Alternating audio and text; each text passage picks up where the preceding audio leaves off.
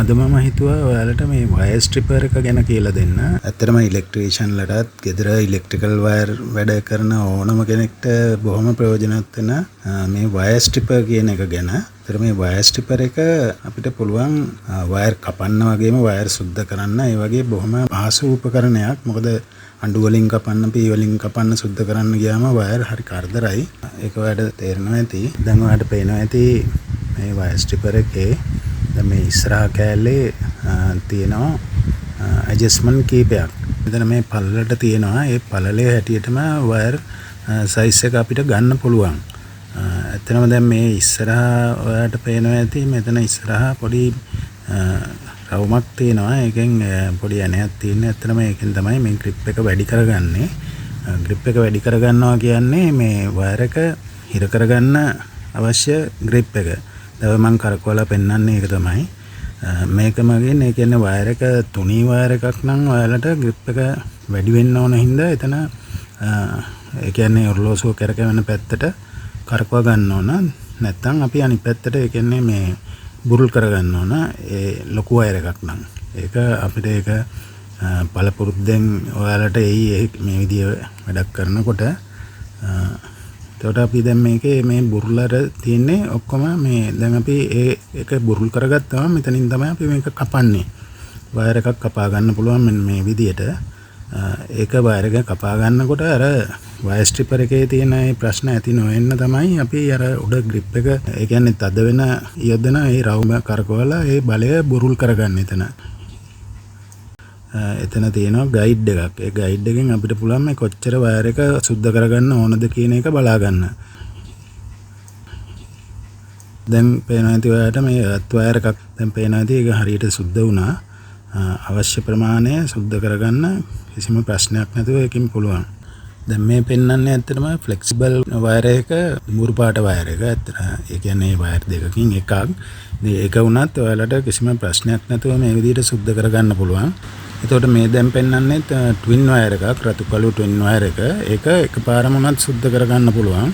අපි ඉස්සෙල්ලාම ගයිඩ් එකෙන් හදලා අපිට අවශ්‍ය විදිහට ගන්නවා. දැන් ගයිඩ් එක මම මේකදී ගයිඩ් එක අයින් කරලා අපිට ඕන දුරකට මේ වයර් දෙක සුද්ධ කරගන්න පුළුවන්. ඒක දෙපාරකට සුද්ධ කරන්න ඕනේ නැහැ. එකපාරින්ම අල්ලලා සුද්ධ කරන්න පුළුවන්.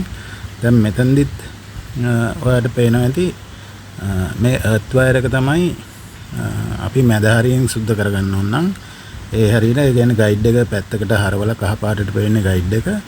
ඒ ගයිඩ් එක පැත්තකට හරවලා අපිට පුළුවන් සුද්ධ කරගන්න වයර් එක මේ විදිහට මැදින් අවශ්‍ය වෙන විදිහට. එතකොට අපි හිතමු අපි මේ වගේ ෆ්ලෙක්සිබල් වයර් එකක් ඉස්සෙල්ලාම මෙතනින් කපා ගන්න පුළුවන්. කපාගෙන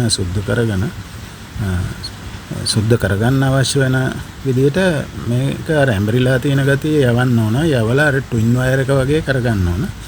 කරලා ට්වින් වයර් එක වගේ තියෙන විදිහට මොකද අර grip එක වම් පැත්තේ තියෙන එකෙන් grip කරගෙන ඒ කියන්නේ වයර් එක තද කරගෙන ඉන්න අතරේ අනිත් පැත්තේ තියෙන කටර් එක වගේ එකෙන් තමයි තල්ලු වෙලා මේක කැපිලා යන්නේ වයර් එක සුද්ධ වෙන්නේ. ඒතර මේක හින්දා අපිට වයර් බොහොම පහසුවෙන් සුද්ධ කරගන්න පුළුවන්. දැන් මේකෙදී විශේෂයෙන්ම ටෙලිෆෝන් වයර් වගේ කියන්නේ පොඩි වයර් හතර තියෙන ටෙලිෆෝන් වයර් වගේ ඒවා සුද්ධ කරන්න ගියාම පොඩි ක්ලිප් එකක් ගහ ගන්න ගියාම උනත් එතකොට අපි මෙන්න මේ වගේ දැන් මේ වයර් එක අපි එතනින් කපාගත්තා. කපාගෙන ඉවර වෙලා ඊට පස්සේ අපිට මේක සුද්ධ කරගන්න ඕන මේ ටෙලිෆෝන් වයර් එක. ඒතර අපි ගයිඩ් එක අයින් කරලා අපි පොඩ්ඩක් වැඩිපුර සුද්ධ කරගන්නවා. මොකද මේ විදිහට කපලා අපි ඔන්න සුද්ධ කරගත්තා. එතකොට ඔයාලට පේනවා ඇති මේකෙන් දැන් අයින් කරාට පස්සේ මේ වයර් හතරම හොඳට ලස්සනට පේනවා. දැන් මෙතනින් අපිට පුළුවන් මේ වයර් හතරත් වෙනම සුද්ධ කරගන්න. දැන් තියලා තිනවා ඔයාලට පේනවා ඇති මෙතන මේක පුංචි වයරින්ද හරියටම සුද්ධ කරගන්න පුළුවන් වෙන්නේ අර පුංචි වයර් හතරම grip එක වගේ අල්ල ගන්න ඕන.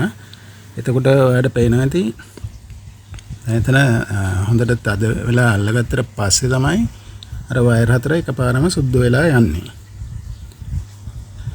දැන් ඔයාලට පේනවා ඇති ලස්සනට ඒ වයර් හතරම එකපාරම සුද්ධ වෙලා තිනවා. ඒ කියන්නේ අපි දෙපාරකට මේ උපකරණය පාවිච්චි කරලා අපිට පුළුවන් මේ වයර් හතරම සුද්ධ කරගන්න. පළවෙනි එකෙන් ලොකු කවර් එක සුද්ධ කරලා දානවා. ඊළඟ ග්‍රිප් එකෙන් වයර් 4ම එකපාරම සුද්ධ වෙනවා. නැත්තම් මේ වගේ කරගන්න සෑහෙන අමාරු විදිය ඒ කරන වැඩ කරන අය දන්නවා ඇති.